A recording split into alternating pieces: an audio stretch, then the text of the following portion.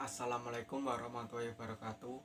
Saya Ilham Harul Anam. Saya akan menjelaskan lebih dalam mengenai materi jurnal penyesuaian. Kita simak penjelasannya berikut ini. Jurnal penyesuaian. Jurnal penyesuaian diperlukan untuk menyesuaikan akun yang belum menunjukkan saldo yang sebenarnya agar menjadi up to date. Jurnal penyesuaian disusun berdasarkan data dari neraca saldo dan data penyesuaian akhir periode. Dilakukan pada hari pertama pada periode berikutnya. Contoh, perusahaan melakukan penutupan buku dan penyusunan laporan keuangan periode 31 Desember 2009, maka jurnal penyesuaian kembali dibuat pada tanggal 1 Januari 2010. Macam-macam penyesuaian. 1. Penyusutan atau depresiasi aset tetap.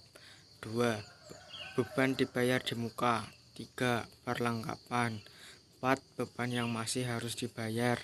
5. Pendapatan diterima di muka. 6. Piutang. Nah, kita akan jelaskan satu persatu. Yang pertama, penyusutan atau depresiasi aset tetap. Dalam penyusutan menggunakan aktiva tetap. Apa itu aktiva tetap? Aktiva tetap sama dengan harta yang diperoleh untuk digunakan dalam operasional dan dapat digunakan berulang-ulang serta umurnya lebih dari 1 tahun. Jika aktiva dapat digunakan lebih dari 1 tahun, aktiva tersebut dapat digunakan untuk mendapatkan lebih dari 1 tahun. Harga belinya dilaporkan sebagai biaya untuk beberapa tahun. Contoh 1 Januari 2002 membeli mobil dengan harga 90 juta. Umur mobil ditaksir 10 tahun. Menyusutkan aktiva tetap. Mengalokasikan kos aktiva tetap sebagai beban pada tahun-tahun penggunaan.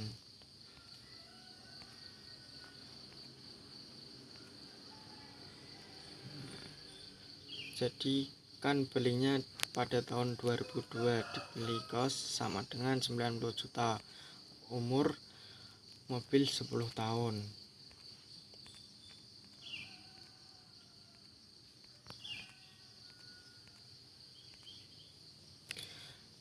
Sebuah mobil seharga 90 juta diperkirakan umur ekonomisnya adalah 10 tahun.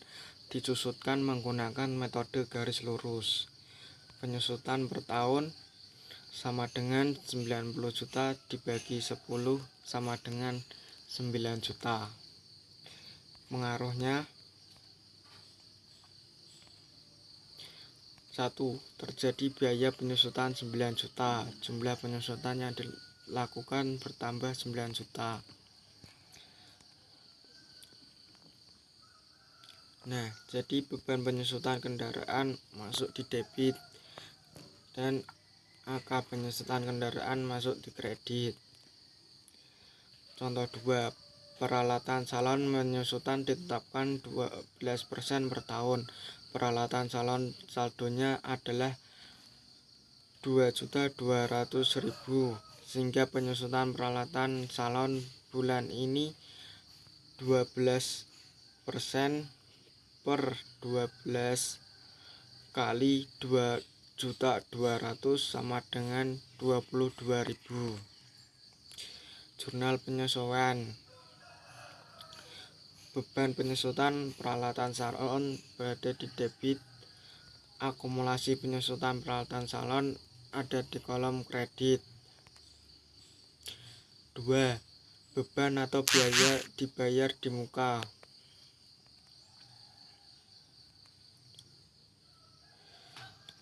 1 Oktober menyewa gedung seharga 12 juta untuk 1 tahun biaya sewa dibayar di muka.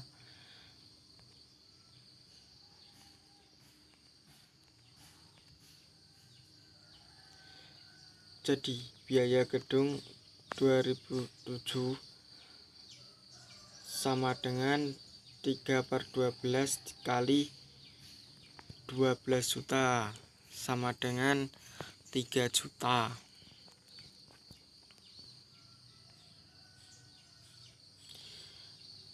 Biaya sewa gedung 2008 9/12 kali 12 juta sama dengan 9 juta. Jurnal penyesuaian biaya gedung 3 juta, sewa gedung dibayar muka 3 juta. Catatan biaya sewa gedung untuk 3 bulan. 3. Perlengkapan. Contoh perlengkapan. Perhatikan tabel berikut ini. Pada tanggal 31 Desember, terhitung fisik menunjukkan bahwa perlengkapan yang tersisa adalah sebesar 760 US dollar. Perlengkapan saldo di neraca sama dengan 2000.